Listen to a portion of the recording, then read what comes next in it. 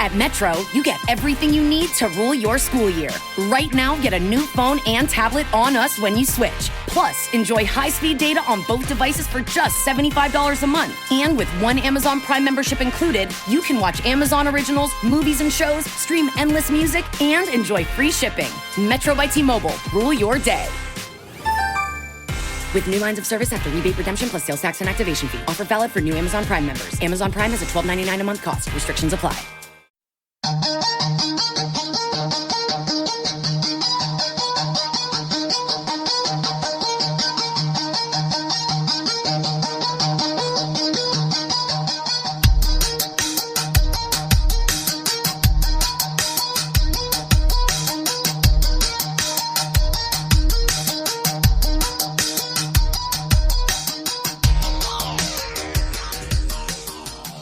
What's going on, guys? Rich Butler here. Welcome to a brand new episode of Toys and Tech of the Trade, your one-stop shop for toys, talk, and tech with some assembly required.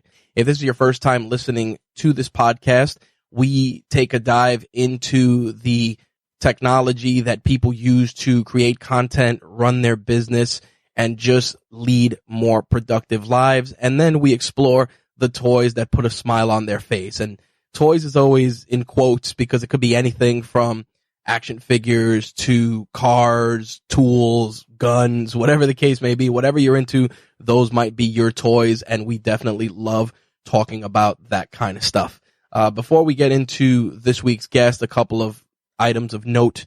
This podcast was supposed to be released next week, but we're releasing it early just because our guest for this episode is publishing his first book, and I really wanted to get his message out there and really help drive the point home that his book and his podcast, for that matter, are just items that are definitely very, very useful, very actionable, and, you know, things that I would like people to check out. Plus, I want to increase the signal for more people to engage and see what he's all about.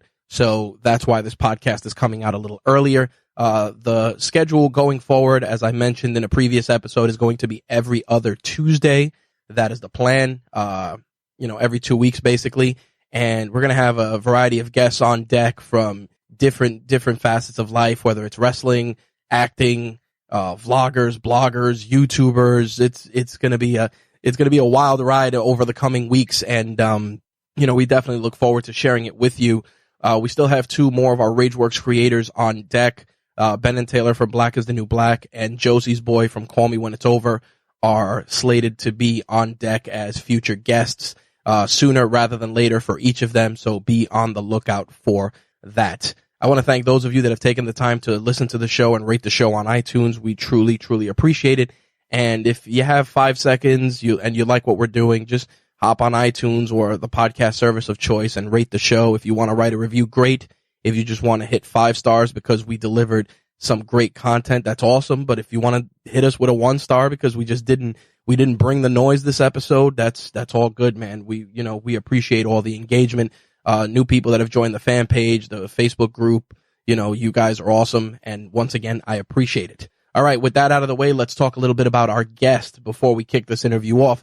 My guest, Gregg Clunis, host of Tiny Leaps, Big Changes podcast, also author. Congratulations, Greg, you made it. Of Tiny Leaps, Big Changes, the book.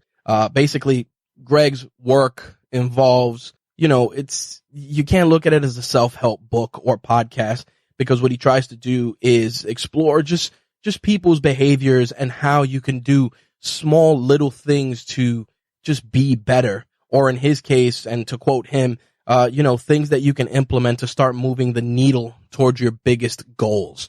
And I want to just put that in a way that's easy to digest for some of you guys.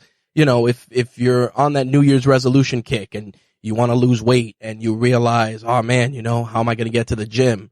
A 10-minute walk. You could start with a 10-minute walk. You could start waking up half an hour earlier and doing some push-ups or some calisthenics, or, maybe it's instead of drinking 5 sodas a day, you're drinking 3 sodas a day until you get down to 2 sodas a day, 1 soda a day, whatever the case may be. If you're looking to start that business, maybe it's as easy as buying the domain name first, or maybe starting it as a blog first and then growing from there. Again, to quote what Gregg says, tiny leaps lead to big changes. And it's so, so true. And it's something so simple that many of us get caught up in because we get stuck we get in our own way, honestly. Paralysis analysis. So it's like, what about this? What about this thing? And before you know it, we've accomplished nothing. I feel that what Gregg is trying to get out there, the message he's trying to convey is something that's super actionable, super close to home for me personally for a variety of reasons. And in this podcast, we definitely did that. We did talk business, we talked toys, we talked tech, and, we talked loss and a lot of other personal stuff. And, I'm truly grateful that Gregg went down that path on this episode with us and was willing to share so much of himself, because that's, that was huge. But you guys aren't here to listen to my nonsense. You're here to listen to the guest. So without any further ado, let's turn it over to Gregg and learn about the toys and tech of his trade. All right. I'm joined by my guest for this episode, Gregg Clunis. As many of you know from the intro, Gregg is a podcaster, content creator, author, musician, man of many hats. I want to start off by thanking Gregg for taking the time to chop it up with us. What's going on, man? Dude, Rich, thank you so much for having me. This is something that I'm glad we finally could make happen. We've obviously been in each other's worlds for a couple of years now, so I'm pumped to finally be able to make something happen with us. Yeah, it's crazy that this all started from the New York podcast meetup, which has since evolved into so many different things. The guy who used to run it, Scott, doesn't run it anymore. There's a new guy that's running it. And then a new podcasting group opened up, and it's just been a very large evolving landscape for the podcast space here in New York City. With you, I think I saw you at a few events, and then I kind of felt that you, much like myself and a few others, were ahead of the class because we either had projects in motion, had been in the game for a while, or were just, well versed in it from other avenues. And for you, I kind of want to get into the origins of that. You have your podcast, which obviously, it's something that you're super passionate about. And then you're also launching a book. You're doing a bunch of stuff. So let's get into, I guess we'll start with the podcasting space. What drove you to that? Where did you get your start in that particular space? Yeah. So it's an interesting story. And how far back it goes kind of depends on the story you want to hear. But the short version of it is 9 years ago, I was a senior in high school. I had just gotten my license and needed to buy a car like many other seniors need to do. Yep. And my cousin at the time was doing this thing called internet marketing. And at the time, what that meant was setting up websites, reviewing products, and linking to them to get a commission on the sale.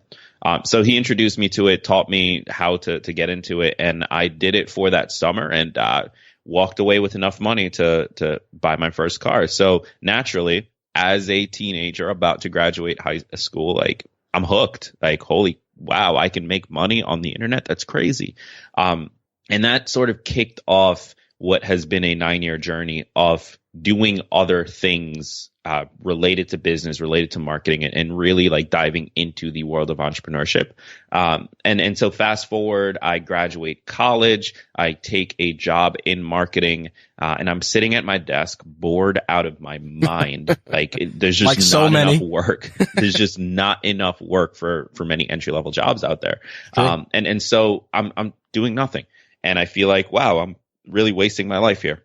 Like this sucks. And so I'm looking for content to consume, stuff on entrepreneurship, inspirational stuff, success stuff. And I stumbled across podcasting in that moment because YouTube wasn't an option, because I couldn't sit and watch a video with my boss walking around. Absolutely. So audio made sense. So I got into it and I started listening to everything. And this is before Serial popped off. So the landscape was very different then than it is now, as you remember. And so I get into it, and I'm the type of person who, once I'm obsessed with something, I become obsessed with it and I need to do it. Like, I need to be a part of the conversation. I can't just be a consumer of it. So a couple weeks in, I decided, you know what, I'm going to launch my own podcast. And I joined a course to learn the basics, realized that I had actually already known a lot of it from previous projects. And I had, thankfully, some audio editing experience working with music. And so I decided to jump in, launched a show within about a month. And it was terrible. It was an absolutely terrible show. It was not fun for me to make. It was not fun for the guests to be on, and it was not fun for anybody to listen to. So I ran it for about 2 months, decided to end it, and started working with clients just to stay in the space, make a little extra income alongside the job, so on and so forth. And then fast forward even further, 3 shows later of my own, and I believe at that time 25 shows for clients. And then I launched Tiny Leaps, my current show. And so it was a long journey that started 9 years ago with just learning how to create content that culminated through a series of random events in me creating audio content that has now sort of created all the future opportunities that are popping up. How were you soliciting clients back then? And the reason I ask is because, the podcasting space, and this as much as I do, a lot of people jump in, they think, oh, I'll spend, a couple $100 on equipment and boom, instant profit. And obviously that is not the case. People don't understand it's a slow grind. How did you parlay that experience into, obtaining client work? Because I remember when we met, you were working with clients and talking about audio production at the time. And this was a few years back already. So how are you actively seeking that out when it's not a skill that people just say, hey, I need somebody to master audio from you? Are you going through groups or, Facebook, social media? Yeah. So that's the thing. And the landscape has changed so much because now there is an active demand. There are people like I launch new shows for clients, people who have never hosted a podcast in the past. The minute they launch, like day off and their show is doing well, they get emails of people saying, hey, can you teach me how to launch a podcast? Like it's nuts how many people are out there looking now compared to your point. When I first started, there was nobody. Like podcasting was it was becoming a thing, and right. It was pre-serial, so it hadn't really gotten into culture yet, but it was dismal.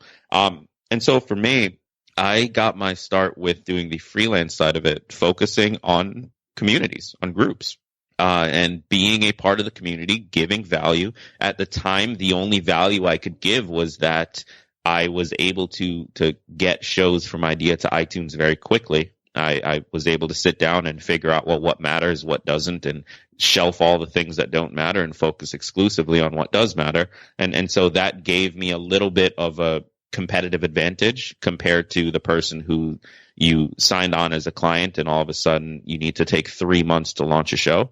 And my pricing was a terrible decision from a business point of view, yep. But that's what happened. For the client, it was cheap, and so they're going to work with me.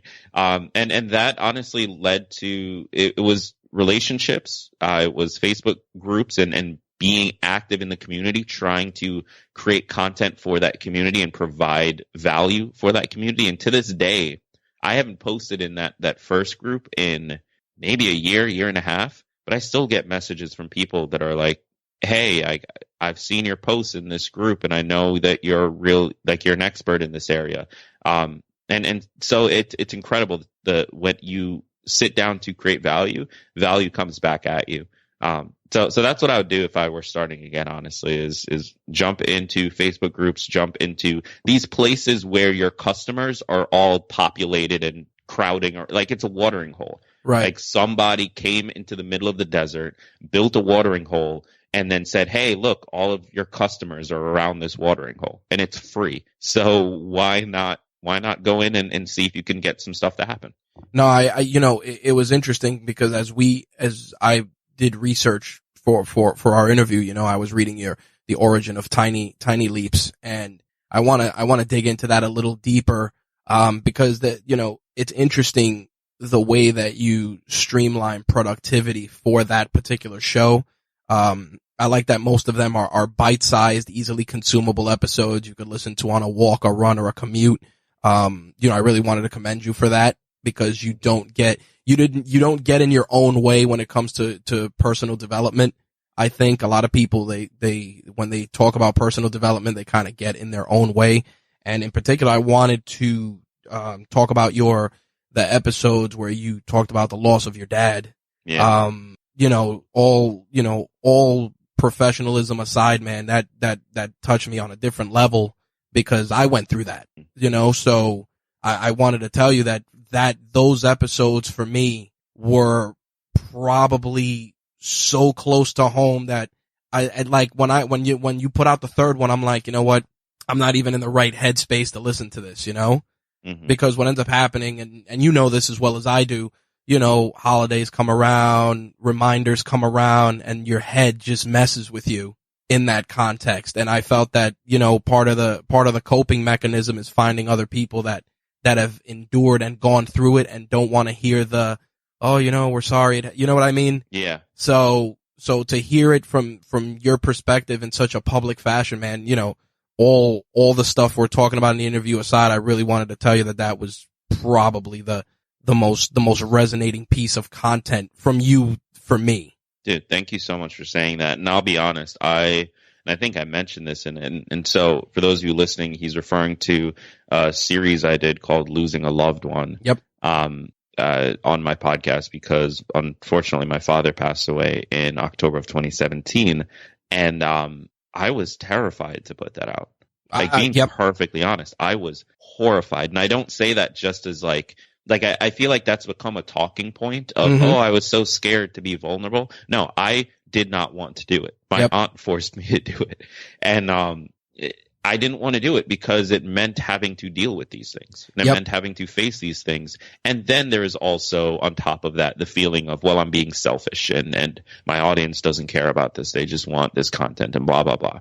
And I'll tell you what you just said about it being the thing that resonated most with you, the amount of messages and emails, because in that first one, I specifically asked people not to tell me that they were sorry for my loss. Yep, because that doesn't do, it's great because people feel empathy. And for me personally, I'm just like, it got to a point where they'd be like, oh, sorry for your loss. I'm like, you didn't kill her, Exactly. And that's the thing. I know it's coming from a good place, and I know it's coming from a place of not knowing what to do. Exactly. But in that moment, especially when I was first going through it, it just made it worse somehow. 100%. And so I just didn't want to hear it. But in lieu of that, or rather instead of that, people sent me their own stories. Like, I got messages on LinkedIn, on Instagram, on email of people who 4 months prior had lost a parent, who 3 months prior had lost a brother. And they were willing to share this with me because I shared it with them. Yep. And we're talking about how me describing what I was going through, which I'll be honest, I haven't even listened to those episodes. I can't go back and do it. It's tough. I can't. It's tough because when, for me, I'm well ahead in that. I lost my mom, 18 years ago now. So I get it. And the worst part is, like, sometimes, I'll use personal experience for some of my other content and talk about some stuff, and people be like, man, it's pretty cool. You shared that, blah, blah, blah. And, it's good to get that feedback, but when you listen back to it, you don't want to live through it. It's like the person that saves the voicemail from that particular you know what I mean? Like a voicemail from a family member. Like, right now, I have an old iPhone that I will never get rid of because I have voicemails from my dad on it. Yep. And that was one of the big things that I realized immediately afterwards was, holy crap, I'm never going to hear his voice again. Yep. Like, all of a sudden, this random voicemail of him wishing me a happy birthday and being an idiot is the most valuable thing in the world. Yep. And I like what you had said, and I knew we were kind of going to veer off into this conversation because I liked what you had said about, just doing it now for you because you were past the point of trying to do it for them. Yeah. Because I remember, I used to tell my mom, when I make it, I'm going to buy you this big screen TV and your own house, and all this stuff. And obviously you reach that point where, the father time has other plans. And the thing about it is when you come to that realization, you realize, like, listen, you can't live for them. You got to live for you. Mm-hmm. So, to hear that from another person that was thinking the same way I was like, holy shit, that's that's good, because you know what happens? Sometimes you sit there and when, you know, you said that you were a better person after it, you know, to anybody who hasn't walked in those shoes, they'll be like, really, you're a better person after that? That's a traumatic or, you know, heartbreaking experience or whatever. But as crazy as it sounds, man, I'm with you, you know, because iron sharpens iron. And at the end of the day, you know, those are the things that kind of, you know, chisel you out of cookie dough into granite, you know? Yeah. Because that's the thing. Like you never have to, up until something like that happens, there are very few moments in life where you have to face who you actually are. Yep. Very few moments.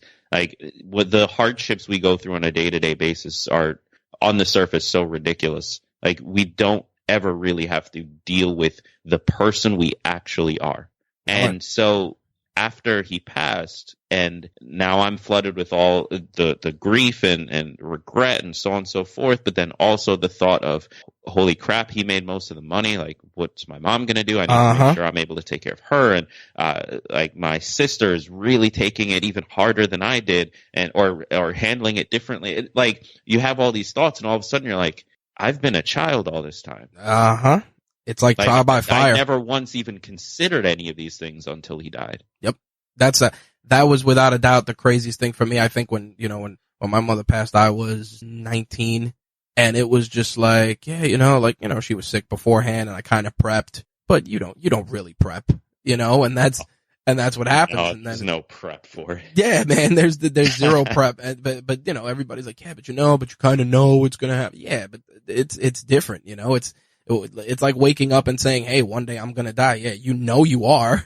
But that doesn't mean that if somebody told you, hey, you got a week, that you're going to be prepared. It's crazy that a lot of people use that type of a thought process. But to hear it from you, like I said, I was like, wow, he gets it, and being better for it. You look back and you're like, man, if, this person would have still been here, I wouldn't have been able to do this because they would have been doing it. Like, think about this, like in your case, you became the provider in your house. Your strategy, how you approach money, how you approached, bills, responsibilities, it all changed because the landscape of your life changed. Yeah. And that's the thing that, for you, like I said, it resonated so much for me because I was like, man, he gets it, man. He gets it. And to put it so public was, it's a word that's cliched now, courageous, everybody leverages. Right. Oh, you're courageous for no, you are, because that's something that not too many people can discuss freely. Yeah, and I mean, I hesitate to even accept that because I don't even think it was courageous. I think that I was like I say this all the time now that I'm a year and a couple months out. I don't even remember last October, October 2017. I remember the day of being in the hospital by his bedside, and we were there for hours with his dead body there. And I, of course, remember the funeral. Everything in between is kind of just, it happened. And so me recording, which literally was the next day, like the day of, I woke up, was going into work, got the text from my mom that he passed out, got off the train and called immediately, and she was screaming and saying he's not breathing and so on and so forth. And sprinted to let my boss know, like, I'm out. Went into Grand Central, barely made the train that I was aiming for. Like, literally, I got to Grand Central with a minute until the train pulls out. And I feel so bad to this day because I remember sprinting through and I like slammed into this old lady.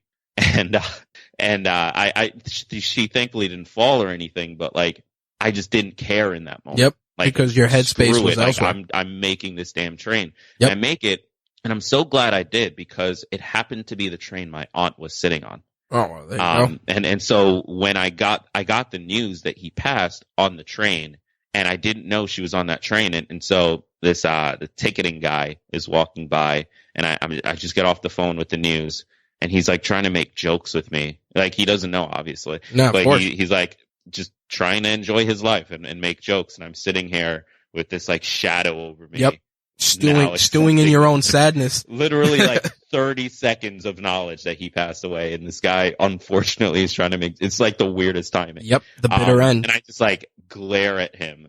And I get up afterwards and I start walking to the restroom, and I see my aunt sitting there, and like she was just like an angel sitting in the back of this train randomly, because like I had someone that I could just break down crying with. Yep. And so I did that. And I just I remember that day so vividly in every single detail, but the rest of the month I have no clue what happened. And the very next day when I recorded it, I couldn't even tell you what I said in it, honestly. Man. Like, I have no clue. I know it was all real, but I have no clue what I said or how I got back to the apartment from upstate New York. Like, I have no idea. I'll give you a personal insight. I was convinced by my mother's cousin back then to record the funeral like an idiot. So I recorded it on, little mini VHS. And I tell you, dude, there's a bag full of VHS tapes, and they have like birthday parties and all this stuff. I can't even go through them because they're not labeled. I know that one of them is the grenade, and I'm like, yeah, I'm not trying to do that. and mind you, this is now 18 years later, like it's like, oh, to help you remember or help you heal. No, the hell it won't. So for you, the hardest thing for me, actually. Yeah. What's that? In the very beginning, it was the realization that it does never get easier. Nope. Because I started to have these conversations with people that were 20 years out, 15 years out, 10 years out, when I was 2 months out. And up until it happens, you sort of have this thought in the back of your mind that, if it happens, one day it'll get easier. But then you talk to someone who's 25 years out and like they still feel exactly the same. And they're like, oh, so I just have to suffer with this for the rest of my life? That sucks. Yeah. Well, here's like that was so hard to wrap my head around. Well, I'm going to ask you this and we'll kind of shift it forward, but Sure. Did it make you angry? Were you mad? And I ask because some people, they're just like, some people felt it was relief. You know what I mean? Some people felt it, relief for the person, obviously. Were you mad? Like that something was taken from you? And I ask because some people process it differently. Cause I tell you, man, I was pissed off for a long time. Yeah. So, and this is a good transition. You mentioned in the intro that I was a musician. And I wouldn't even call myself a musician, but I like to make music projects. Right. And one of the things I did to help myself cope was create a mixtape, a hip hop mixtape that just documented basically all the feelings I had. And so anger was a chief part of it because of the way it happened. Like he was diagnosed with lung cancer and all signs pointed positive. He was on the mend. He had survived the surgery. He had survived rounds of chemo, rounds of radiation. And he was more or less healthy. Right. The weekend I saw him, which was the weekend right before he passed away on a Tuesday, I saw him the previous weekend. He was fine. He was healthy. According to my family, on Monday, he was even energetic, like eating properly and so on and so forth. And he passed away on the Tuesday, and we didn't do an autopsy, so we don't actually know like what the cause was. Right. But they think it could be one of two things, both of which were preventable if there was better medical care. And there were two big failures. One was the overall like medical team that was working with him, with the exception of one guy, his surgeon who did the big surgery. Like he actually showed up at his funeral, and I'm so grateful to that guy to this day. But the rest of the medical team was just not prepared. And then the second big failure, and possibly the most important one, was the transport, the ambulance. So when they came, they were ill-equipped. They had two people driving, two people riding with it, and the person who was responsible to get him into the back of it could not do it. So actually, my mom and my brother-in-law had to do it. She had never dealt with a situation where somebody was at risk of dying, so she just didn't know what to do. She froze. Yep. And they didn't turn on the siren until, like, we lived maybe a 35 minute drive from the hospital, maybe even more, 40 minutes. They didn't turn on the siren until 20 minutes into it. Oh, jeez. So there are all these questions of what if. Yep. Lots of what ifs. You can never get those answered. So at some point you have to let them go. But there was so much anger because in my mind, it wasn't even like, oh, well, it could have gone. No, it wasn't supposed to go this way. Right. Every single sign pointed to the opposite. And I just wake up one morning and he's gone. And then I hear that all of these failures happened in addition to that. And so one of the songs on the mixtape was called Enemy. And it was, sorry, that was a working name. It was called Execution. And it was my vocal attack at everyone who was responsible, or at least played some role. Because ultimately, and this is where I need to get real, he was responsible. Yeah, exactly. He started smoking when he was a teenager and kept it up and never quit up until he got diagnosed. So I'm more mad at him than I am anybody else. As much as I love and miss him, like I'm pissed because I remember being a kid, like hiding his cigarettes and making a very, very strong effort to help him quit. And so I'm like, it's ultimately his fault, and I talk about that in that song. Like I attack him as well, but in addition to that, the medical system failed him. Yeah, I see. And that's hearing you share that, which I truly appreciate. The parallels are very similar. My mom was a 2-pack a dayer, Dang.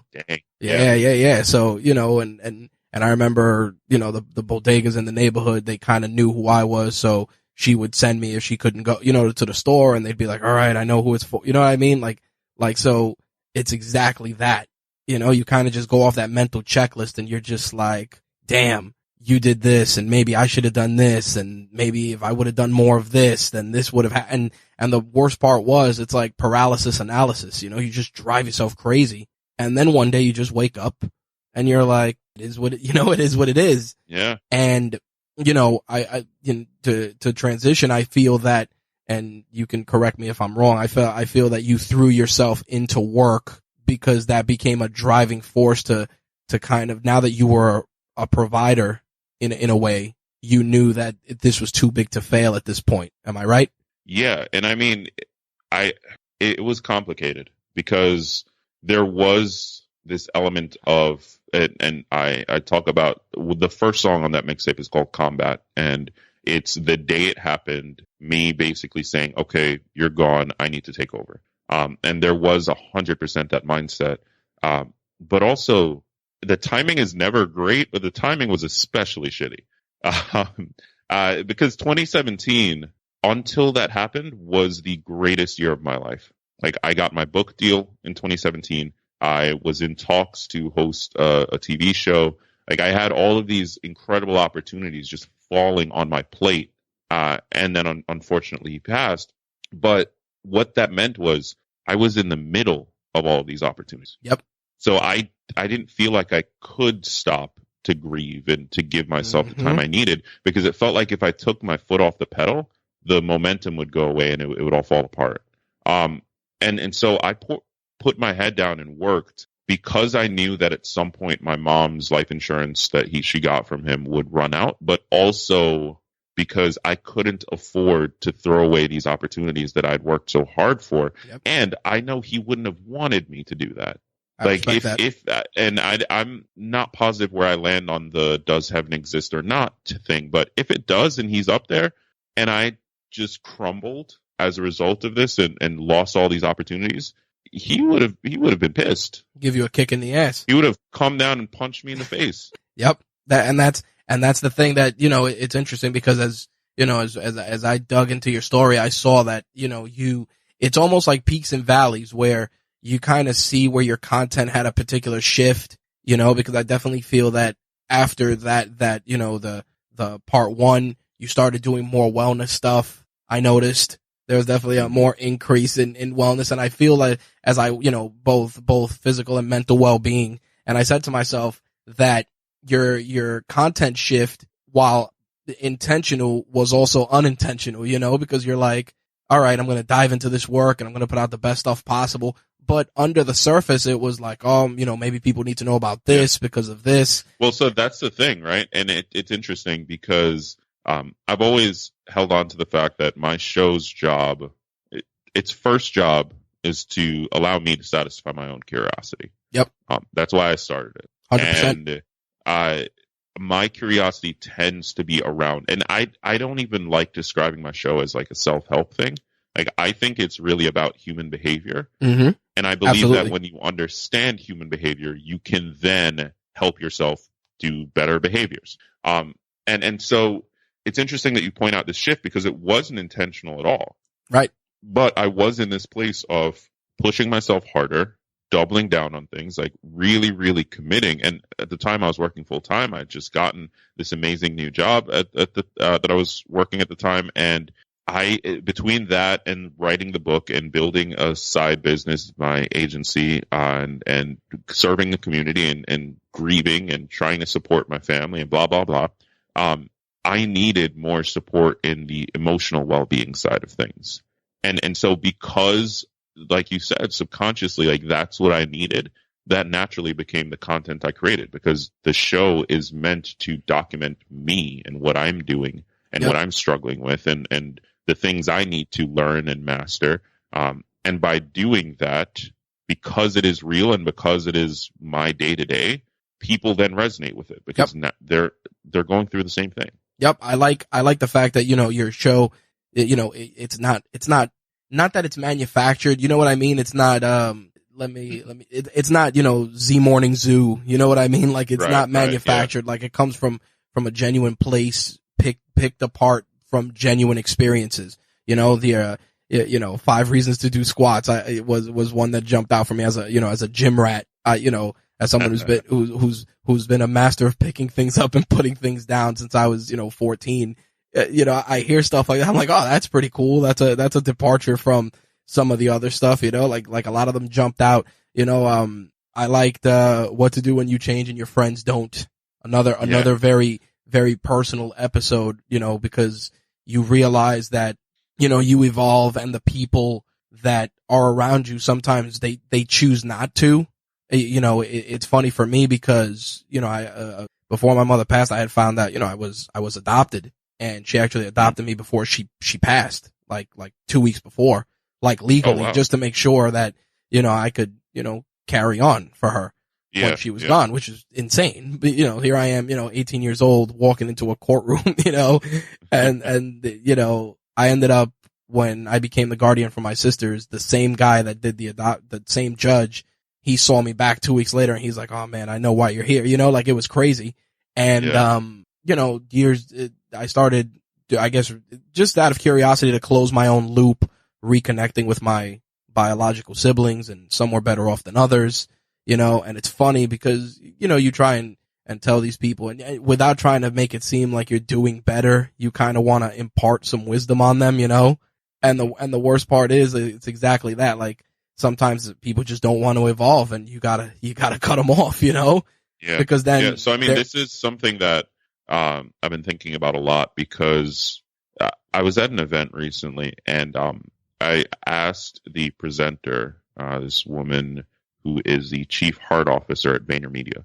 Oh, wow. It's funny you bring up that exact person, because Yeah, so I was asking her. She was giving a presentation on like how she builds culture and inspires this sort of switch to prioritizing soft skills, so things like empathy and so on and so forth. And I wanted to ask her, with her culture building approach, how you can basically apply that to building an audience instead of building a team. And so where that ended up was changing my understanding of, basically, there's a balance to be found between being an influencer and being a community builder. And it's two separate ends of the spectrum. And so somebody like a Gary Vee, like, he's very extreme to the influence side of things. Yep. And in order to get there, you kind of have to elevate yourself a little bit. You kind of have to, like, not present yourself as like, oh, I'm better than you, but give people a reason to look up to you, because that's ultimately what drives their action. Is, do they feel, either consciously or subconsciously, that you're someone worth listening to, and that you have their best interest in heart, and that you can help them? Yep. And by being elevated, they see all of those things, and therefore they take more action. On the other end of the spectrum, you have community builders that don't elevate themselves from their group at all. They are a part of the group. Right. But the hard thing is that the community builder, since they're not seen as influential, they don't have as much power to drive action. And so what I've been realizing for my content is I need to do a better job of finding that balance between the two, because ultimately I do want to be a part of my community, and that's what I do well now. But I want them to take action. I want them to do stuff, because that's ultimately what gets them the results that they want. Yep. And so I need to add a little bit more of the, again, not I'm better than you, but here's why you should listen to me aspect of things. And that's a tough balance to find, but it's something I'm starting to realize is actually, it plays a bigger role than I originally thought. Yeah, you want to be the guy, you want to go from the guy holding the sword to the guy leading the charge. And it's tough because, you know, that level of disconnect is sometimes you get lost in that. And, you know, it's funny. I had a weird Gary Vee experience, but you know, aside from that, you know, it's weird because especially like in your group, you know, your Facebook group, like you create questions, you create engagement, and you'll lead the charge. But occasionally you'll pop in and somebody will write something, and sometimes it's right or wrong. And you'll be like, listen, you know, thanks for sharing that, but, you know, it might be better if you approach it like this. And that's kind of where you take off your leader hat and you jump into the trenches, which is good. And I think that's, you know, that's a big part of why you've been doing so well in a lot of your endeavors, because what you end up doing is you put yourself in both pairs of shoes, the shoes of the leader and the shoes of the person, you know, searching in the dark with a flashlight. Yeah. And I think yeah, it's helped a lot, you know? Yeah. And I mean, the reason I started the show was I was sick of self-help. I was sick of the personal development industry. And I thought that it was going too far in the influencer side of things. Like I got a lot of value from Tony Robbins growing up. He was the one, his book inspired me to get into entrepreneurship and really think more about taking control of my life. And this was when I was 13. So a lot of value has come from him, but I mean, I don't need to tell you or your audience how cultish his people can be. Absolutely. I think that's a broken model. Yeah, I think the problem is that, you know, too many people drink the Kool-Aid, so to speak.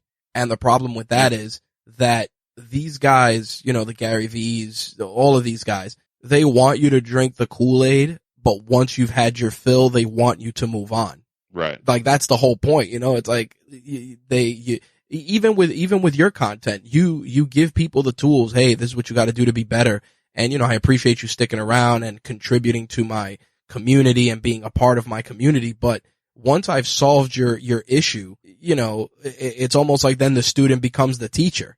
You want 100%. Them to go off and you want them to do this stuff. So, you know, a question I was curious about was, you know, in the origins of your podcast, you had talked about that you were reading a book on the subway. Was it a Tony Robbins book that you were reading? No. What were you reading? Cause you didn't mention it. And I was like, I'm going to ask him. So I won't give the name and I won't give the author. Okay. Fair enough. It's somebody that I know personally. I see. So I don't want there to be any hard feelings about it. Oh, but it was, gotcha. It was a new book at the time. And the big focus around it, as you heard, but for your audience, was that if you pursue your passion, life is basically going to be amazing, and you're going to be excited to get up every morning and work on your thing. And that's just not true. Nope. It's just no, not. sir. And so that's and by the way, that wasn't the reason I started the show. It was more of like a last straw kind of thing. Right. Like, it was it. Like that was the last one. Yeah, exactly. And I think what really set me off, even more so than the book itself, so it was self-published, and it just made me realize how easy it is to get a message into the world, which then made me realize that, holy crap, that's going to lead to a lot of really bad messages that people are going to act on. It's insane. And how so that's I started changed. the show almost as like an antidote to bad messaging in how you actually improve your life. Yeah, I think that's pretty, first of all, that's a ballsy way to look at it, because what happens is a lot of people, they automatically grab a book, and especially to your point, now that self-publishing has become, not turnkey, so to speak, but definitely a lot easier than it was, where people's information isn't being as vetted as much. Like sometimes I'll download an ebook from Amazon for $1, because it's related to a content I like, to content I like, and I read it, and it's whatever, 25 pages, 50 pages, and I go, okay, did nobody fact check or talk to this person and tell them that that's not good to talk about, Yeah, and that's the thing is like that to me it raises this big question. Ultimately, I think that having no gatekeepers is a good thing. But it does raise this question of, well, there were valuable aspects to gatekeepers, so how can we replace that? Because having to go through a traditional publisher and get quote unquote chosen meant that you had a filter.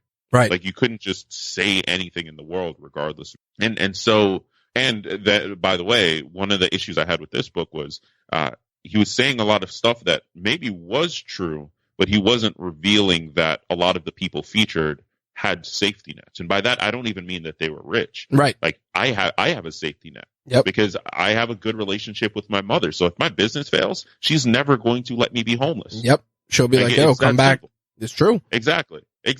And so I have a safety net, and a lot of people that he mentioned had an even bigger safety net, but he never talked about that. And that's what I think bothered me the most, was someone who really truly does not have a safety net. Maybe both their parents aren't alive anymore. Mm-hmm. Maybe they just have a crappy relationship with their family. Maybe they have 7 kids and their husband is about to walk out and like they have no savings, but they read this book and maybe a few others like it and decide, you know what, the secret is I need to find my passion. So then they quit their job at the mailroom to go start a business, but they have none of the skills required to start a business. They don't know how to sell anything. They don't know how to develop a product. They don't know how to serve a client. And so all of a sudden, 3 months later, they're on food stamps. Yep. And then it becomes first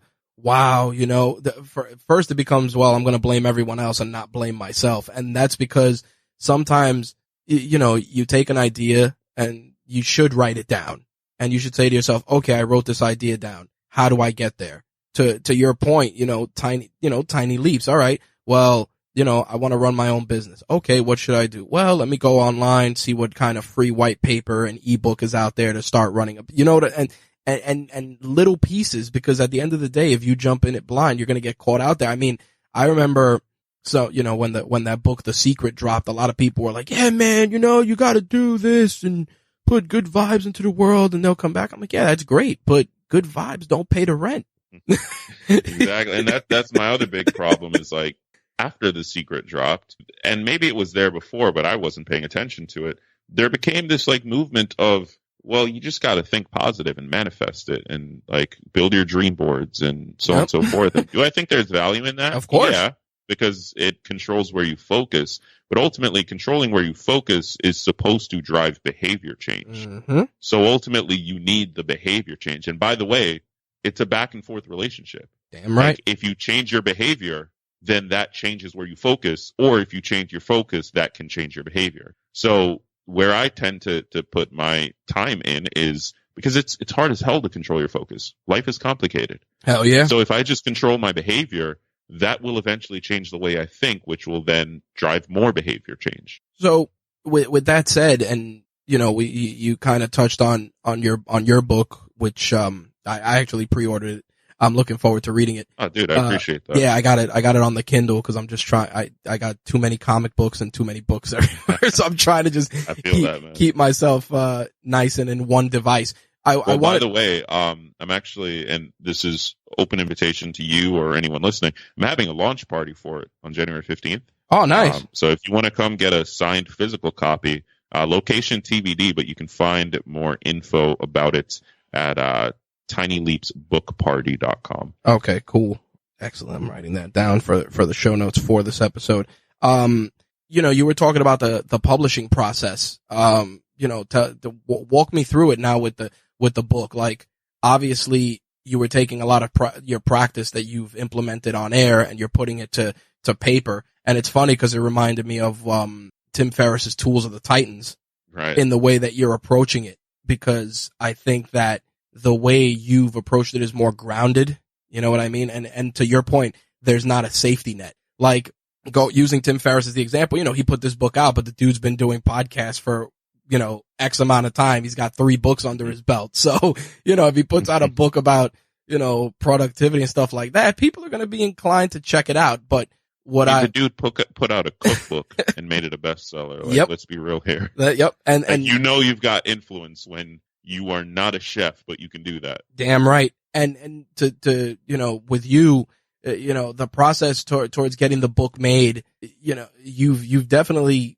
been pretty transparent with it. And I know that you've had challenges along the way. I mean, how did you get out of your own way to get the book out? I didn't. Is the Nice. short of it. Respect. I had a total of 6 months to write it.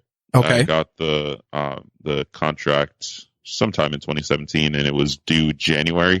I ended up getting a 1-month extension, handed it in February. Wow. I wrote most of it in 3 months. Wow. And so, and this isn't necessarily anything new. This has always been how I've operated. I was the classic kid that waited until the night before kind of thing. Yep. I'm with you. And that tends to honestly be, like, I've tried the do it little by little thing. I just can't do it. It just doesn't work for me. So what I've had to do to sort of hack around that is, instead of waiting till the night before, like, dedicate a large chunk of time where it's the only thing I'm doing. And so for the book, that ended up being the last 3 months, and every single moment I had, I was writing. So Wow. Whether I was sitting on the subway, like, there was a period of time where I was heading into work, I'd bring my laptop with me, pull out my laptop on the subway, a thing that I still feel weird about. Because I don't know who these people are. Hell but yeah. I needed to sit down and write. So that hour-long commute I had back and forth every single day became writing time. Okay. When I was in the bathroom, I'd pull out my phone, and I was writing everything on Google Docs so I could pull it up anywhere Nice. and write. And so Very smart. over the course of these, like, very small moments wherever I could find it, plus then staying up ridiculously late every night and waking up really early, I was able to get it done. And it was a tough process, man. To this day, like, I will write another book, but to this day, this is one of the hardest things I've, like, produced. This is one of the most difficult things I've had to sit down and create, simply because it didn't come naturally to me. And the only rule for myself was I didn't want to do what most podcasters do, which is, we're going to get old episodes transcribed, and organize it, and then make a book out of it. That's not a book. That's just a written podcast. Absolutely. And so my rule for myself was, we're going to take the core of the show, the core message, which is all big changes come from the tiny leaps you take every day. Yep. That is the core philosophy. From there, we're going to look at it from a different angle. And so the book and the podcast become two separate entities that support each other and are complements to each other, but do not derive from each other. Right. And so the podcast job is to look at that philosophy from the day-to-day behavior change. Here are the things you can do. Right. The book's job is to explore why it is we now know what to do, and I'm telling you what to do on the show, but you're still not doing it. Like, what is that gap? Why aren't you taking action? And so we look really deep into some of the psychology behind it, some of the studies that have been done behind it, debunk some myths like the need for passion and so on and so forth. And through interviewing people, through my own experiences, and through research that other people have done, I create a thesis for how we can start to bridge that gap and start to take more action on the things we know we should do. You know, with the way that you're approaching it, it's almost, I like to look at it like, you ever seen the movie Beetlejuice? Yeah. Where they gave him the handbook for the recently deceased.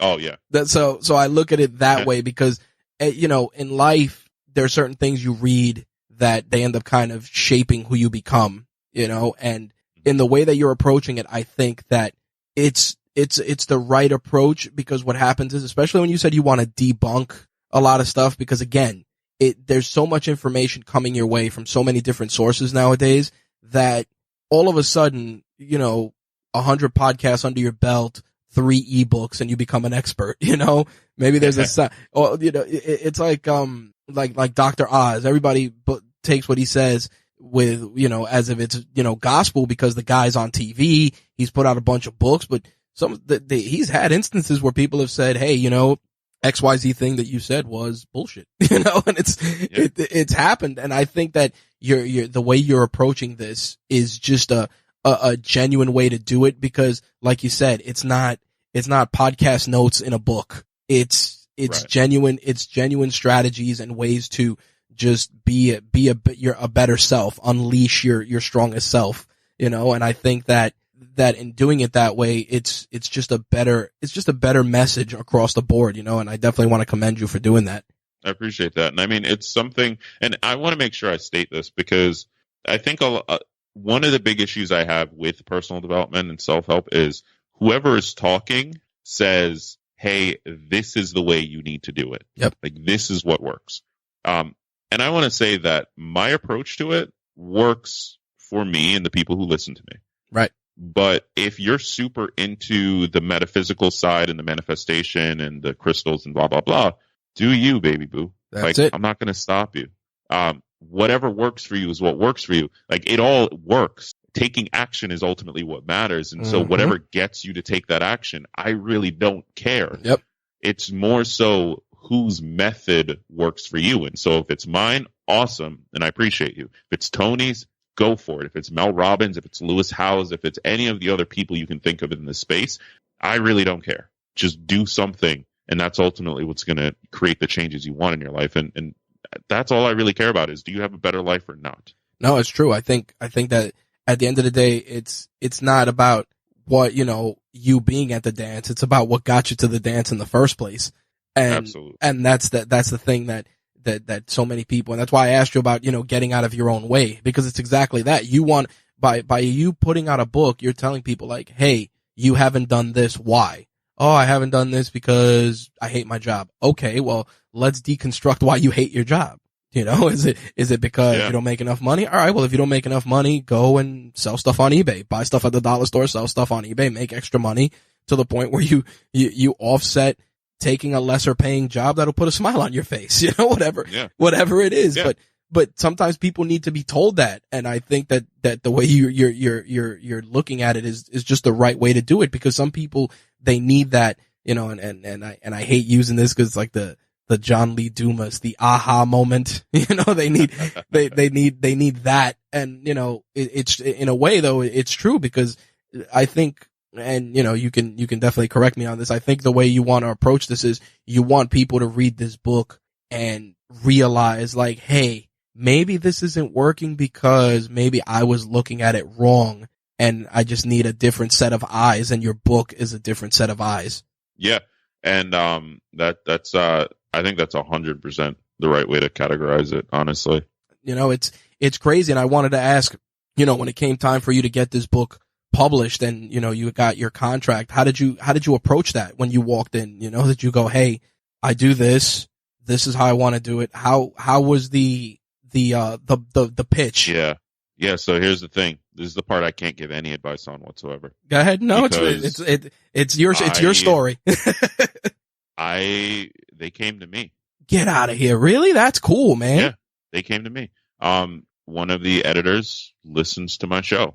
And so that's phenomenal. It worked out. They were looking for a book in this category.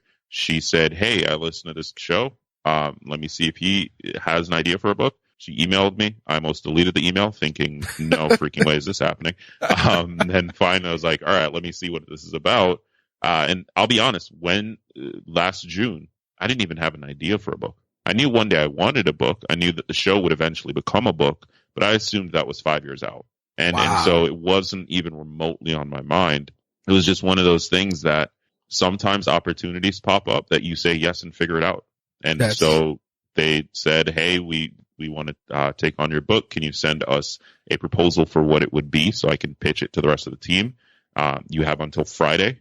And so every night that week, I sat my ass down and figured out what this book should be, wrote up the proposal, which by itself was like 20 something pages. Wow. And sent it in, and they bought it. And so now I have a book. It's funny. I was, as you said, you were writing, you were putting together the proposal. I was going to ask, did you start writing the proposal Thursday night based on what we were talking about? Well, so here's the thing. 1 week is basically the night before. Yep. Or something like that. Yep. So it worked out really well. But one of the things, I guess if there was any advice I would give, is that you have way more negotiation power when they approach you. Tremendous. So whatever you need to do to make that possible, whether that is creating a podcast or blogging or doing videos, like building an audience, because ultimately what they care about. And that's where I think my unique strength in this space comes from, is I boil things down to what actually matters here. Yep. Ultimately, what they care about is, can you sell copies? That's it. They don't actually care about how good the book is. They don't actually care about any of the subjective things. Yep. They care about, can you sell copies? Yep. The end game. They're not going to sell it for you. And so if we go to the extreme of it, whatever your topic is, let's say you want to be the number one best-selling New York Times author of a book on knitting. Like, if you had 1 million people saying, hey, we want a book on knitting, and you approached a publisher, they would say yes and give you a deal, because you have a potential 1 million sales. Now, are you going to get 1 million? Absolutely not. That's us going to the extreme of it. Right. But if we go to the extreme and know that in this scenario, this is absolutely 100% true, well, we can reverse engineer that to something that is practical. So could you get 100,000? Could you get 3,000? Could you get 500? Like, we just lower the number to something that you can actually reach. But we still know that as long as that, the ultimate truth of it is, if you have an audience that is willing to buy your book, a publisher will give you a deal for it, because they want that money. Now, so that's the biggest advice I can give is, don't go about it in the same way that you shouldn't go about applying to jobs in the traditional way. Nope. Like, you should network and so on and so forth. Don't go about getting a publishing deal in the traditional way. Like, give them a reason to give a crap about you. Make it an easy yes to say. Make yourself a thought leader or a subject matter expert.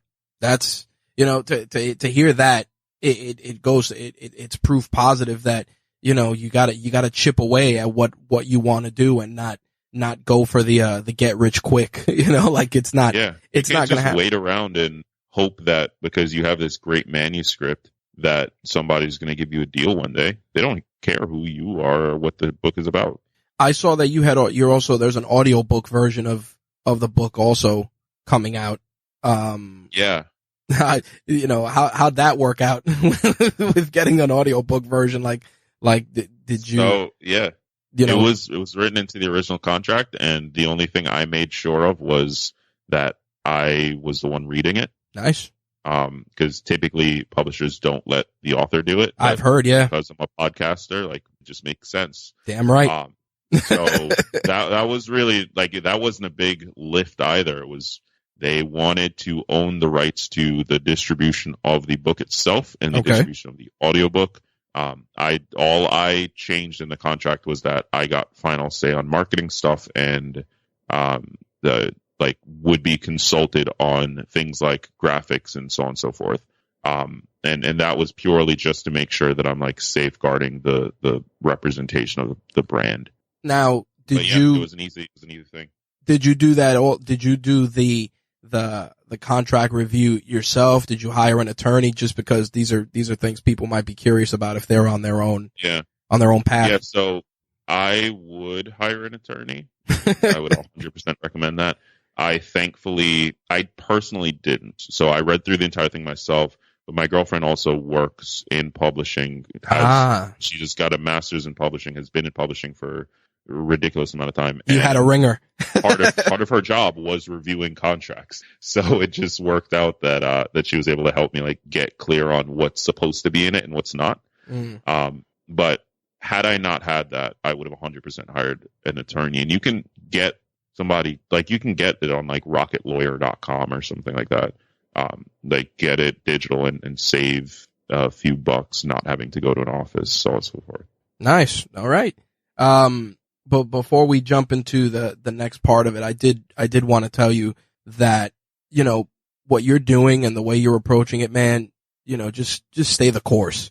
Don't let anything get in the way of that, because you've taken your experiences and you've shaped them into tools and actionable intel for people that are out there in similar situations. Like I said, I've been in the game for a minute, but I still got actionable intel from the content you put out. don't ever change that. I appreciate that, man. Cause that's the driving force, and like I said, we've been connected for years, and then, we reconnected just based on other content.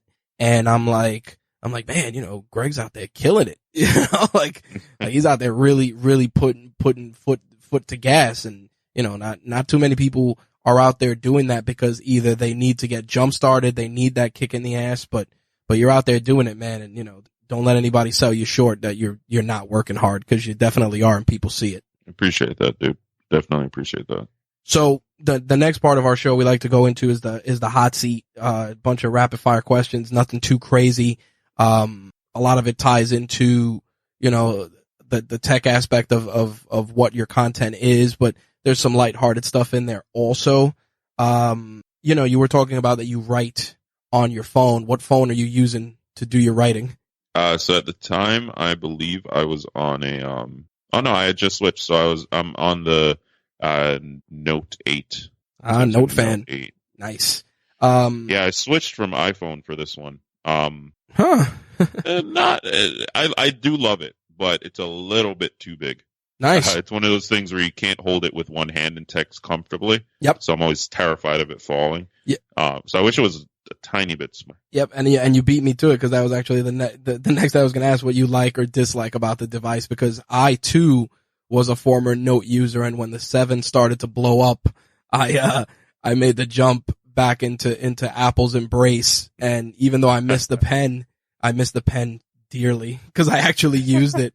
I really did. I use it all the time. Exactly. And that's what it is. Like, I'm like, I miss just being able to write a note on the screen real quick. Oh man, it's funny how that works out. And you did all your writing, you were saying, through Google Docs, right on the phone, right? And then you just continue on your desktop? Yep.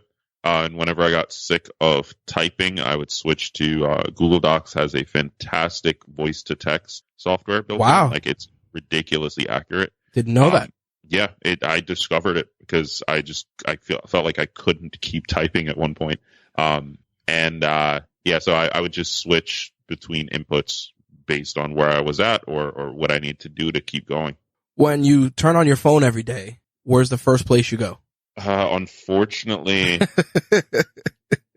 either email or Instagram. Mm-hmm. So looking at my home screen, there's 3 apps, literally, like my 3 most used apps it's actually interesting. I'm so glad you asked this, because I'm looking at my screen and they are right where my thumb lands. Like, they're in line right where my thumb lands. So it's no surprise that they're my most 3. It's Messages, Gmail, and Instagram. Okay.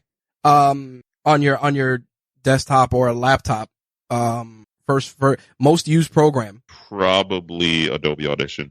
Nice. You're an Audition. You use Audition for the podcast then? Yeah. Nice. I'm starting to learn it, so definitely a bit of a learning curve, just because I want to have it in the toolkit, just like everything else. So it's good to know that you use Audition, and your stuff comes out crispy, man. So I know you're knocking it out of the park with that. Like I said, we were talking about Hindenburg before we started recording, but Audition is nice, man. It's just, for me, I'm like, oh no. Yeah, I came from an Adobe background. Oh, okay. So the layout made a lot of sense. Like, when I my first foray into media production was video, and my school taught Premiere Pro, so that's sort of where I started. Like, I've never used Vegas or any of the others. Wow. And now it's just the Adobe does a really good job of taking the same experience and applying it to a different medium. Okay. So you feel like you already know it, even if it's the difference between editing audio and video, or editing a photo and video. Like, you still feel like you know how it works. Outside of your own content, what's one website you recommend to people often? That is a good one. I struggle with this because I find myself spending most of my time on consuming content through social platforms. Really? So I actually can't even remember the last blog that I went to. Wow. I typically spend most of my time on YouTube or Twitch. Okay. And Facebook begrudgingly.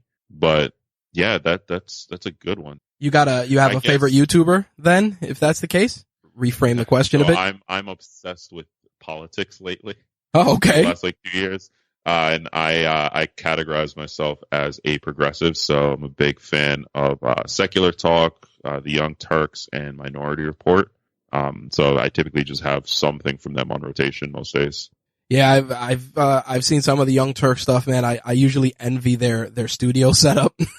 Oh, right. I wish I had that set up. Yeah, man. I go, man, those guys are, cause of course, like anything else with, it's funny you talk about politics with Facebook, usually from November through January, I mute anybody who talks about like politics, but, and I mean talking about politics in a divisive sort of way, because what happens is sometimes the people who you're friends with, you don't really know them, and then you're like, wow, that's what you think about that? Yeah, then, it's like earth-shattering. Yeah, so I'm like... Because, like, to your point, like, so I consider myself a progressive. Like, I'm a fan of Medicare for All and blah, blah, blah. Mm-hmm. But if somebody is a conservative, I don't have a problem with them by default. Right. I have a problem when they then take it to the next level of, you're a piece of crap. Yep. Because you believe because of your ideology. And that's like, okay, well, now we can't necessarily relate to each other at all because we can't even be civil. Like, that's a problem. Yep, that's the scary part. When I start to mute or unfriend and that sort of thing. Yep, and that's why I'm glad we reframed it to ask about whose YouTube content you're consuming, because now with the advent of video, man, the amount of people that are quote unquote political, it's insane. Everybody wants to be John Oliver, everybody wants to be really the Young crazy. Turks. Everyone is getting into it now, and you almost can't not, or you almost like can't avoid it. Nope, you can't. Like, I create self-help content, and sometimes things that happen politically, because really what I try to talk about is like all the different factors that affect behavior, and obviously politics and economics plays a big role in that. And so I find myself like having to ask this question of, should I weigh in or not? Quite often, and typically I choose no, but right there I with can you. very easily see a scenario where like I have to, because it so directly affects human behavior, and now all of a sudden I'm a talking head. Yep, I stop myself often, as a minority, because sometimes people will write something and they'll they'll write some sort of this thing, that thing, some sort of Trump thing or whatever, and I'll just be like, listen, man. And this is all I'll ever say. I'll be like, listen, just remember, you're not native here either. Like that's the thing I always tell people. It's like, and not to even go political, but I always tell people, it's like, listen, you can't complain about people about Mexican descent because they were here first. True. You can't complain. It's like, if anybody has any right to throw us out, it's them and people that are Native American, period. Yeah. And that's it. We're all either brought here by force, brought here by force, or brought here with the promise of a better life. Like that's pretty much it. And so, that's how I always try to look at it. And I stop myself for that exact reason. Like you said, like sometimes you don't want to become a talking head, or you don't want to become a person that drives an agenda, and that's the thing. That's the worst part, especially us as content creators. We get pushed into that so often. Like, oh, you're pushing an agenda. It's like, real quick, I said something about, a female journalist being attacked on a podcast. This was a few years back, and somebody wrote in comments, oh, this guy's pushing was this the Gamergate? Yes. And I was a feminist that, you're pushing a feminist agenda. Yeah. And I said, listen, man, I wouldn't want my sisters, my mother, or whatever to be called, a slut or whatever because they put out their, what I mean? Like they share their opinion with the world. That's not being a feminist. It's just being human. You know what I mean? Like that, and that's exactly what it was. And people were like, yeah, man. And I'm like, that's, it's not even, I didn't even want, a glowing endorsement for that. It's like, it's just being human, that's the scary part. Favorite piece of tech besides your phone or your computer? So I'm going to use the word gear, but what I mean is the collective gear of cameras, microphone. Like I am upset. I have a problem with buying equipment. Amen. It is the happiest day in the world to me. Hell yeah. When I get to open something new. So nice. I'll just use the term gear to represent everything. Nice. Do you work, with music or without music? And what are you listening to when you are? So typically with, and I listen to one of three things. So I'm a big fan of, on YouTube, they're starting to pop up all these channels that are live 24/7. Okay. Music channels. So I listen to a lot of lo-fi hip hop. That's actually I find it really, really calming. Allows you to sort of get into your head and work. If I need to be pumped up and I'm drinking coffee at the same time, I listen to dubstep or trap, and that's like that thing is like taking adrenaline and pumping it directly into your veins. Like Nice. I lose my freaking mind when dubstep and specifically when it's combined with coffee. I don't know why.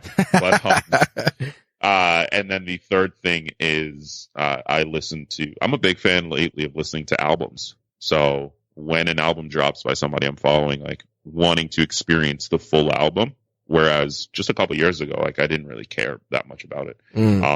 So yeah, that it's one of those three things depending on where I'm at. Are you consuming your albums through a streaming service? Are you buying albums the old-fashioned way? Spotify. Nice. You know, some people still like the feel of a CD. About to invest in a record player. I want to really start buying some vinyls. Yeah, I got obsessed over the summer. My girlfriend's family and I went to Cape Cod. We stayed in this Airbnb, and they had this record player in the corner. I just got obsessed with it. That's crazy, man.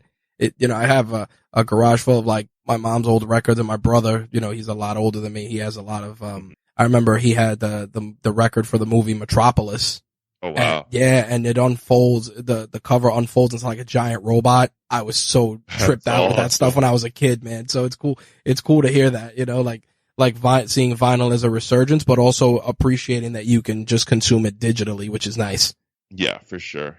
You mentioned Twitch before, so clearly you're a gamer. What are you playing? A ton of Fortnite, as is the rest of the world. And not currently playing, but go on and off every 6 months or so. I've been playing World of Warcraft since release. Wow. So what is that, like 14 years of my life? Jeez. Very cool. If that's the case, then if you're playing Fortnite, I would ask what was your last gaming purchase, but clearly that was Fortnite. Yeah, it probably was a skin of some type. Oh, okay. What's an item you've purchased recently that's less than $100 that's made your life easier or more enjoyable? Could be anything. Oh, you know what? So my girlfriend bought it for me. This water bottle. So I'm going to sound like an idiot, but I'll go with it. So it's from this brand Hydra Peak. Okay. And she got it at Marshall's. I think it was maybe $20, but this thing keeps water so damn cold for so damn long. And nothing wrong with that. It's incredible. Like I know how it works. I understand the tech. It's nothing magical, but I look at this thing and I like have it sitting there for hours and I take a sip and it's ice cold. I'm like, this is why Harry Potter exists. Like this is what he's doing. And I'm totally okay with it. I'm glad you mentioned it because now I got to look for one because usually this is what ends up happening. Now that, I work from home, I end up getting large bottles of water from like Trader Joe's. I bring the water in my office. I'm like, all right, I'm going to start drinking it. I start drinking it. It gets warm. Then it sits there. I get annoyed. I put it back in the fridge and I'll grab the next coldest thing, whether it's a Monster or an iced coffee or whatever, you know what I mean? And then it's like the water sits there and it's like a bunch of half open bottles of water getting cold. So, that's a brand I'm going to have to take a look at then.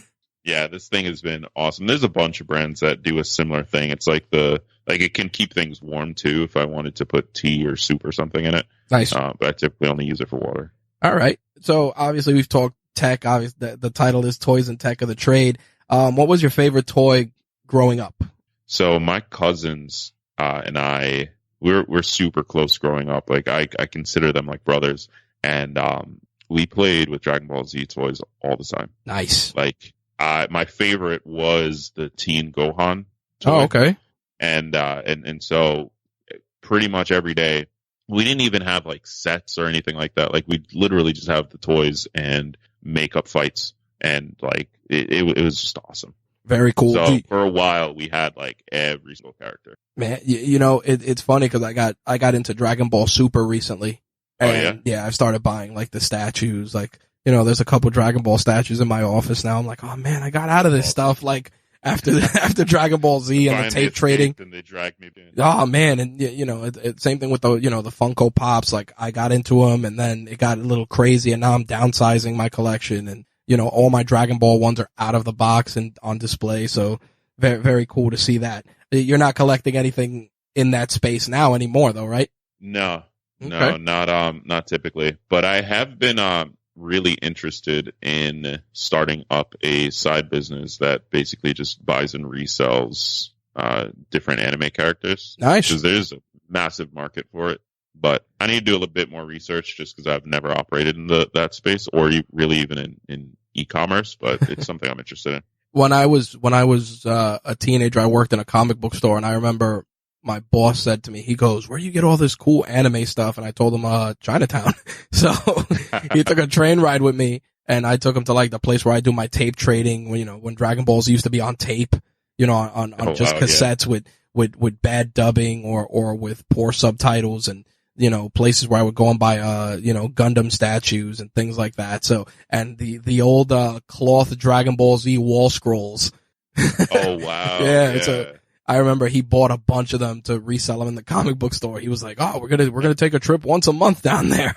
That's awesome. Yeah, it was crazy because the comic book store was in Flushing, which is a predominantly Asian area. So the minute we started selling like Dragon Ball and, Yu Yu Hakusho and Fist of the North Star stuff, it just became a different revenue stream. So if you're looking to get into that space, man, it's a fun space to get into. And then now there's so many different companies putting stuff out that there's a niche there.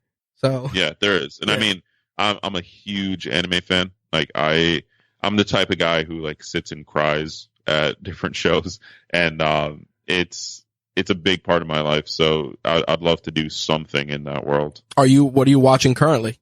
I've got shows on rotation, boy. So Log Horizon, I'm rewatching. The current shonen stuff, so the My Hero Academia. Yep, I'm watching that. I'm actually watching a wrestling show that's new this season on Crunchyroll.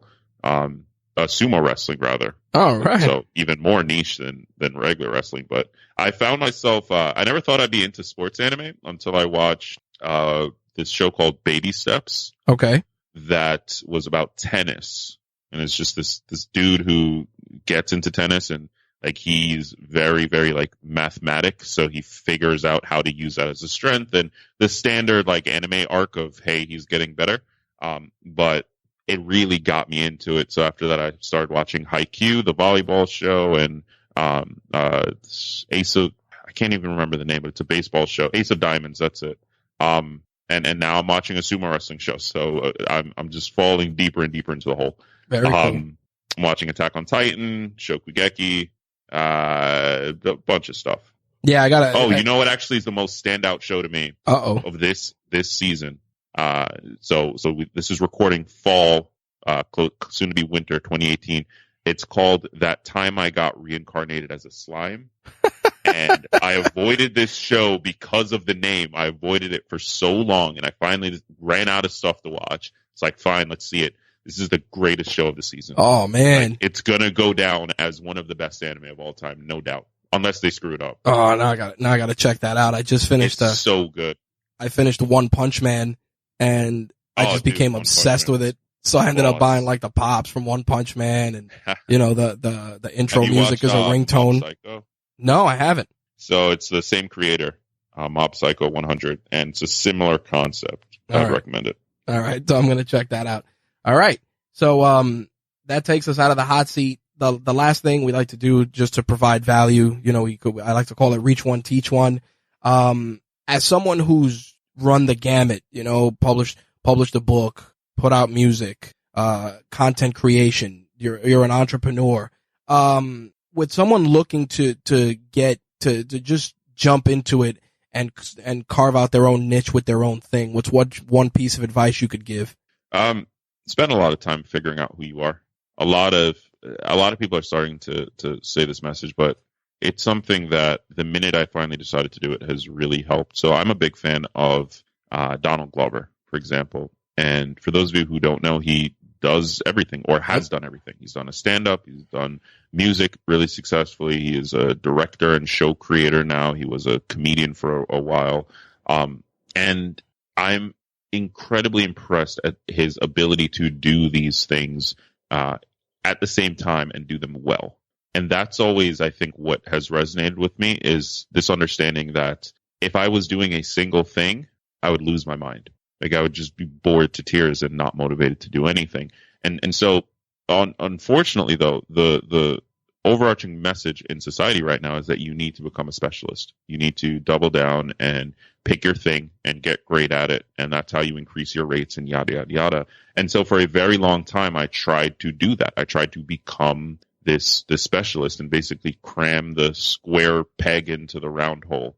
And at some point I decided to start prioritizing getting to know myself and understanding what it was I needed, what I thrived on, what allowed me to perform well, and what was going on in my life when I was doing the best.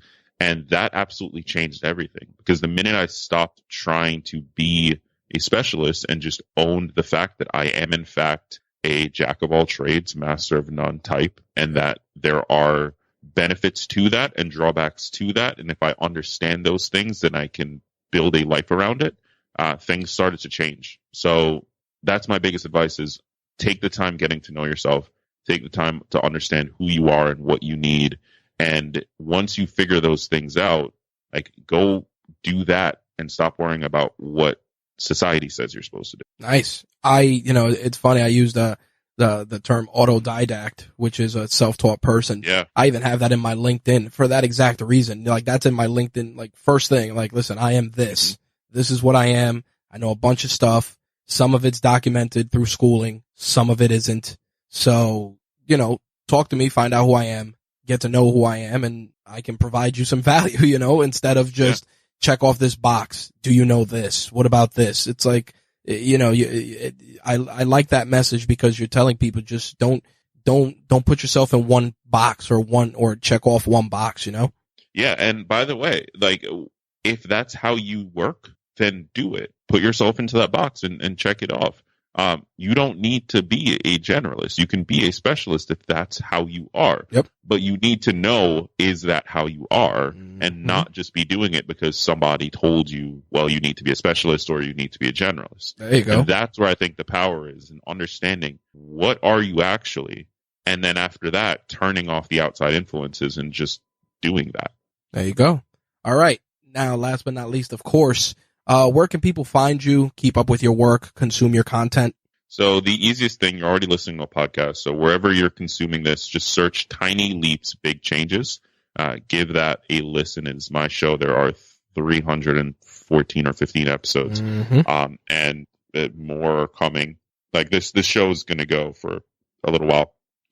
Beyond that, if you want a free chapter of the book, or if you want to pick it up, if you want to pre-order it, you can go to tinyleapsbook.com, tinyleapsbook.com, and you can just enter your email. I'll send you a free chapter, or there's a link there that'll take you to all the places that you can pre-order it. And if you are New York City based and you want to attend the launch party, meet me, have a conversation, get the book signed, so on and so forth. Location TBD, but you can learn more at tinyleapsbookparty.com. Nice. All right, my friend Greg, I appreciate you for taking the time to share the toys and tech of your trade. Dude, thank you so much for having me. This was an absolute blast. Thank you for your time. I appreciate it, brother. All right, that wraps up our interview with Gregg Clunis, host of the Tiny Leaps Big Changes podcast and author of Tiny Leaps Big Changes, Everyday Strategies to Accomplish More, Crush Your Goals, and Create the Life You Want. That book is currently available on Amazon and at local bookstores. And of course, links for the book, the podcast, and also for the mixtape that Greg made will be in the show notes for this episode. There's also going to be links for some of the items that we discussed, and full transparency, some of those might be affiliate links where we receive a small commission if you use that link to purchase the item that is being discussed. That commission goes towards improving, obviously, RageWorks, whether it's our audio, video, or our web presence. As always, if you use that link, we really, really appreciate it. Last but not least, if you're interested in being a guest on a future episode of Toys and Tech of the Trade, you can email me, rich@rageworks.net, or use the contact form on the site. If you want to engage with us on social media, you can find us on Instagram, Facebook, and Twitter, with Facebook and Instagram being our primary platforms of choice. But as always, you can just visit rageworks.net and keep up to date with all of the stuff we talk about, whether it's toys or tech. We appreciate Greg taking the time to share the toys and tech of his trade. And as always, Toys and Tech of the Trade is your one-stop shop for toys, tech, and talk with some assembly required. I'll catch you guys on the next episode. Thank you guys for listening. Peace.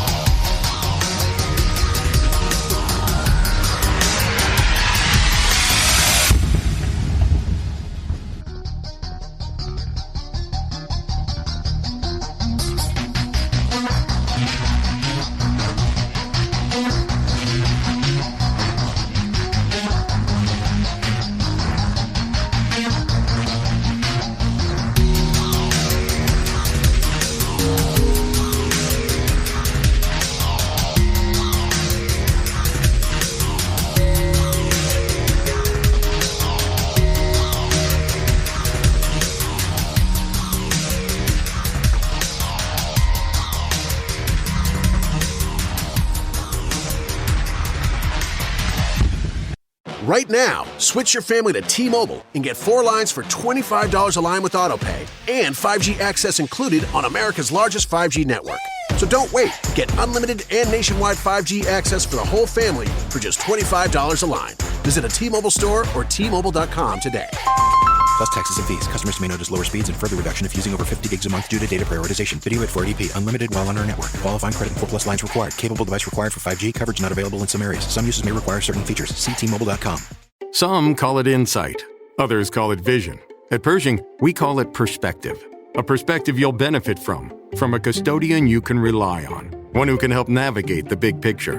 And whose products give you a competitive edge. One who considers everything. What will help you succeed today and tomorrow? Open yourself to a new perspective and open the possibilities. Consider everything. BNY Mellon Pershing. Learn more at Pershing.com/RIA. Pershing Advisor Solutions, LLC. Member FINRA SIPC.